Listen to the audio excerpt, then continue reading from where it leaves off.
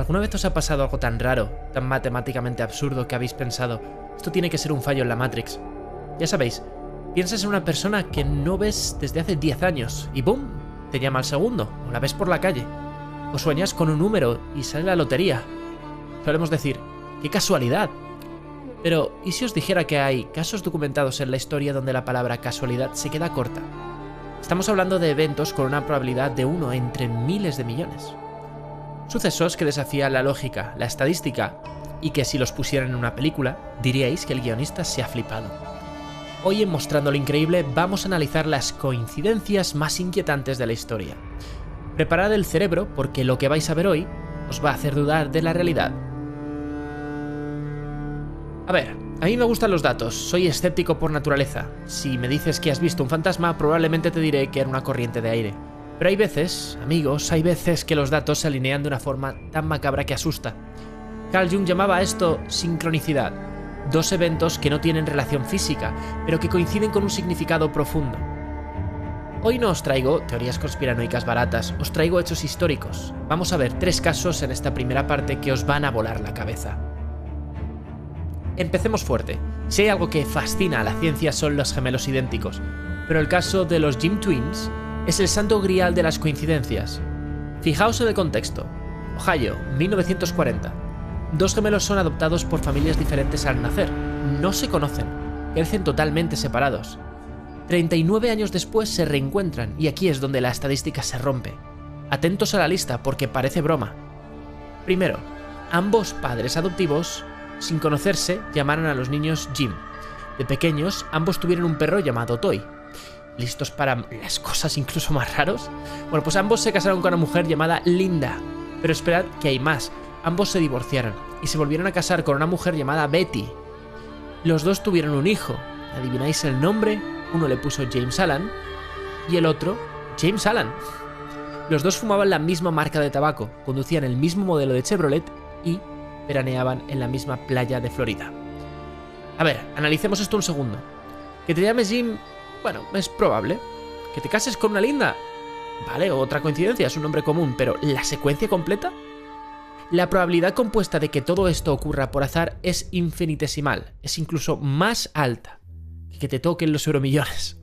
Los científicos de la Universidad de Minnesota lo estudiaron y se quedaron a cuadros. ¿Es genética determinista? ¿O es que el universo recicla guiones porque le da pereza, no sé, escribir nuevos? Absolutamente increíble. Y sí, los gemelos son impresionantes, pero al menos tuvieron un final feliz. El siguiente caso es... bueno, es para ponerse la piel de gallina. Así que vamos a Italia, al año 1900. El rey Humberto I está cenando en un restaurante en la ciudad de Monza. El dueño del restaurante se acerca a saludar con mucho respeto. Y en ese momento el rey se queda pálido. El dueño es exactamente igual que él. Tiene la misma cara, el mismo bigote, la misma complexión. Es como mirarse al espejo. Intrigado, el rey le empieza a preguntar cosas. Y agarraos, que vienen curvas. Ambos nacieron el mismo día, el 14 de marzo de 1844. Ambos nacieron en la misma ciudad. Ambos se casaron con una mujer llamada Margarita. El dueño abrió su restaurante el mismo día que Humberto fue coronado rey. Ya es bastante loco, ¿verdad? Pues el final es lo que lo convierte en leyenda. Al día siguiente de conocerse, el rey se entera de que el dueño del restaurante ha muerto en un misterioso accidente de un disparo. El rey, conmocionado por la muerte de su gemelo cósmico, exige ir al funeral, pero nunca llegó. Ese mismo día, mientras subía a su carruaje, el rey Humberto I fue asesinado por 4 disparos. Murieron de la misma forma, casi a la misma hora. Es como si sus vidas estuvieran entrelazadas por un hilo invisible. Si esto es azar, el azar tiene un sentido del humor bastante negro. Y hablando de destinos negros, no podemos hablar de coincidencias sin mencionar el mar. Y una mujer, Violet Jessop, a la que yo no invitaría nunca a un crucero. En serio, si la veis subir a un barco, corred en dirección contraria. La llaman Miss Inundible, y su historia desafía cualquier lógica de supervivencia. Pero eso, y el caso de la predicción de Mark Twain, que roza lo sobrenatural, bueno, os lo cuento ahora mismo. Porque lo que viene a continuación incluye un libro que predijo el hundimiento del Titanic con una precisión que asusta, y una coincidencia con Anthony Hopkins que os juro que parece mentira. Seguid ahí, que esto se pone todavía más extraño. Y es que, a ver, Tener mala suerte es que se te caiga la tostada por el lado de la mermelada. Lo de Violet es otro nivel. Violet trabajaba para la naviera White Star Line.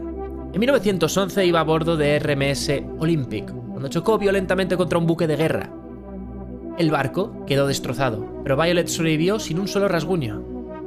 Bueno, un susto, pensaréis.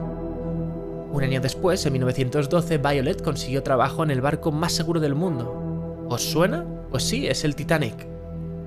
Y no hace falta que os diga cómo acabó el Titanic, ¿no? Violet se subió al bote salvavidas número 16 y sobrevivió a una de las mayores tragedias marítimas de la historia. Cualquiera se hubiera ido a vivir a un desierto, lejos del agua, pero Violet no. En 1916, durante la Primera Guerra Mundial, se enroló como enfermera en el HMHS Britannic. ¿Y qué pasó? Pues que el barco chocó contra una mina y se hundió en el mar Egeo. Violet saltó al agua, se golpeó la cabeza contra la quilla, casi se ahoga, pero sobrevivió de nuevo. 3 barcos hermanos, 3 desastres, una mujer. La probabilidad de estar en estos 3 eventos específicos es estadísticamente ridícula. ¿Era Violet un imán para la desgracia o la persona con más suerte del mundo? Ahí lo dejo. Pero si hablamos del Titanic, hay algo que inquieta mucho más que lo de Violet. Y aquí es donde quiero que os fijéis en los datos, porque esto no es opinión, es historia documentada.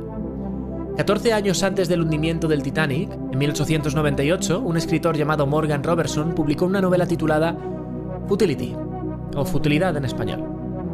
La novela iba sobre un transatlántico insumergible que choca contra un iceberg en el Atlántico Norte una noche de abril. ¿Casualidad? Mirad la tabla comparativa porque asusta. ¿Cómo se llamaba el nombre del barco en la novela? Titán. ¿Y el real? Titanic. ¿El tamaño? El Titán medía 244 metros. El Titanic 269, casi idénticos. ¿La velocidad del impacto? Ambos chocaron a unos 25 nudos. ¿La causa del desastre? Ambos chocaron con un iceberg por estribor. El problema es que ambos barcos tenían el mínimo legal de botes salvavidas, lo que condenó a más de la mitad de los pasajeros. Recordad, esto se escribió 14 años antes. Robertson no era vidente, era un experto en barcos que conocía la arrogancia de la industria. Pero que acertara el nombre, el mes y la causa exacta, eso es hilar muy fino. Y ahora vamos a relajar un poco la tensión con una historia que me encanta porque es totalmente random, pero también es 100% real. Años 70, Anthony Hopkins, el gran actor, consigue un papel para la película llamada La chica de Petrovka. El tipo es muy profesional y quiere leerse la novela original antes del rodaje. Va a todas las librerías de Londres. Nada, está descatalogada, no la encuentra por ningún lado. Resignado, se va a coger el metro en la estación de Leicester Square. Se sienta en un banco y ¿qué ve a su lado? Pues un libro abandonado. Lo coge. Es La chica de Petrovka. Ya es casualidad, ¿no? Pues esperad. Hopkins lee el libro, hace la película y tiempo después conoce al autor de la novela, George Pfeiffer.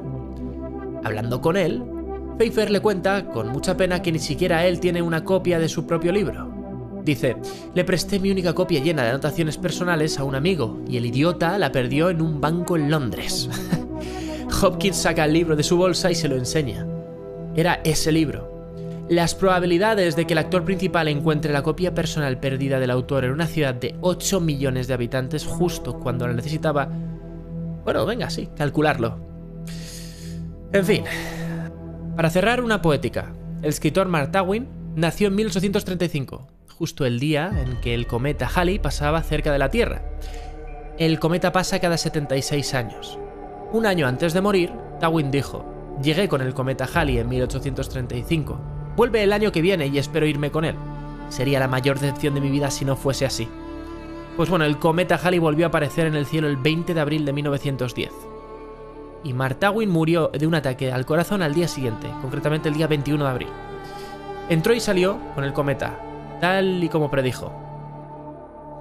¿Qué pensáis? ¿Es el universo un tablero de ajedrez? ¿Juega a los dados? ¿Es la ley de los grandes números, que dice que son... bueno, que con suficientes oportunidades lo improbable tiene que ocurrir? La ley de Murphy no para de darse incluso en las situaciones más inverosímiles. O tal vez hay los que conectan las cosas de formas que no entendemos.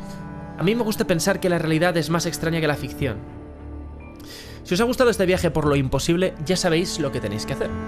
Suscribiros a Mostrando lo Increíble y, muy importante, activad las notificaciones. Hacedlo ahora, porque estamos preparando vídeos sobre los mayores misterios, curiosidades y cosas impactantes que no vais a querer perderos. De verdad, lo que viene es muy fuerte. Muchas gracias por estar ahí, soy Yago y nos vemos en el próximo vídeo. ¡Hasta luego!